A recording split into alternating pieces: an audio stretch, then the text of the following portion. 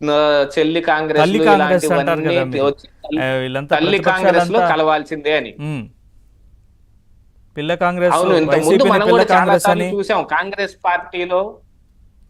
పార్టీలో సముచిత స్థానం దొరకని వాళ్ళందరూ బయటకు వచ్చి వాళ్ళ వాళ్ళ రాష్ట్రాల్లో చిన్న చిన్న కాంగ్రెస్లు వేరే పేరుతోటి కాంగ్రెస్ పార్టీ పెట్టుకుంటారు. ఉమ్, ఆ తర్వాత వాళ్ళతోటి సఖ్యత కుదిరినప్పుడు మళ్ళీ వెళ్ళి ఆ తల్లి కాంగ్రెస్ లో కలిసిపోతారు. ఉమ్, మరి ఈయన కూడా జగన్మోహన్ రెడ్డి కూడా మొదట కాంగ్రెస్ ఎంపీయే కదా.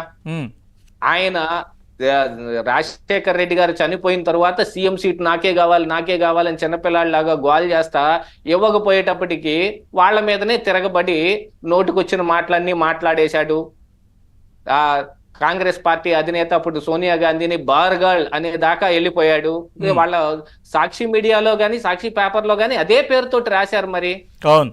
మరి అవన్నీ గుర్తు పెట్టుకుని ఇప్పుడు ఏమన్నా "ఛీ, కాదు పో" అంటారా? ఏం చూడాల్సిన అవసరం అయితే ఉంది. ఏం చెప్పుకున్నప్పటికీ యాక్చువల్ గా కేంద్రంలో అసలు ఎన్డీఏకి ఇప్పుడు అధిష్టానం దాకా వెళ్లే ముందు ఇక్కడ షర్మిల ఉన్నారు కదా ఏపీసీసీ చీఫ్ గా.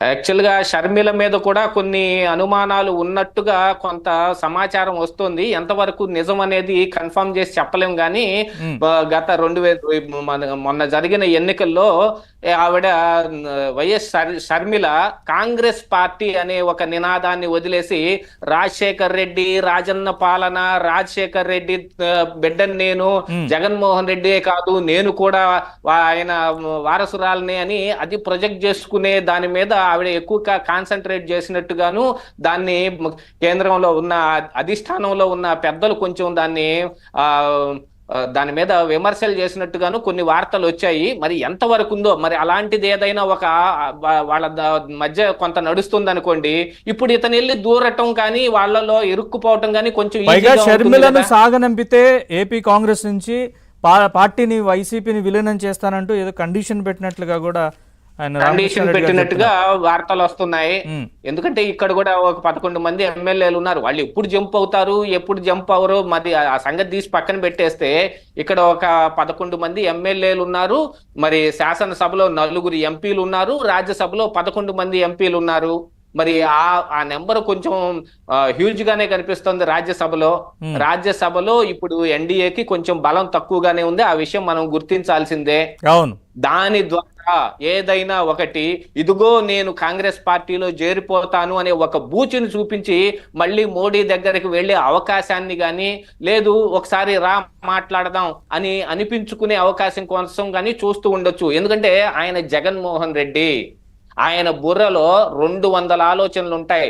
పైకి ఒకటి చెప్పినప్పటికీ ఆయన లోపల ఆలోచన వేరే విధంగా ఉంటుంది. ఎప్పుడు మనం ఈ 19 నుంచి 24 దాకా ఉన్న పాలనలో మనం చూసింది అదే.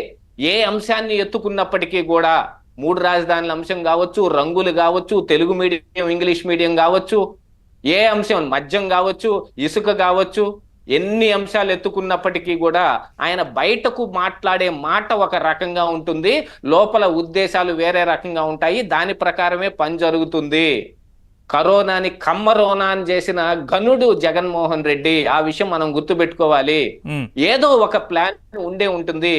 యాక్చువల్ గా మొన్న మీరు జగన్మోహన్ రెడ్డి గారి ఎన్నికల అఫిడవిట్ చూశారంటే గనక అందులో ఆయన బ్యాంక్ అకౌంట్లు ఎక్కడున్నాయో ఒకసారి గమనించాల్సిన అవసరం ఉంది. ఒకసారి మీరు చూడండి అఫిడవిట్ అయింది.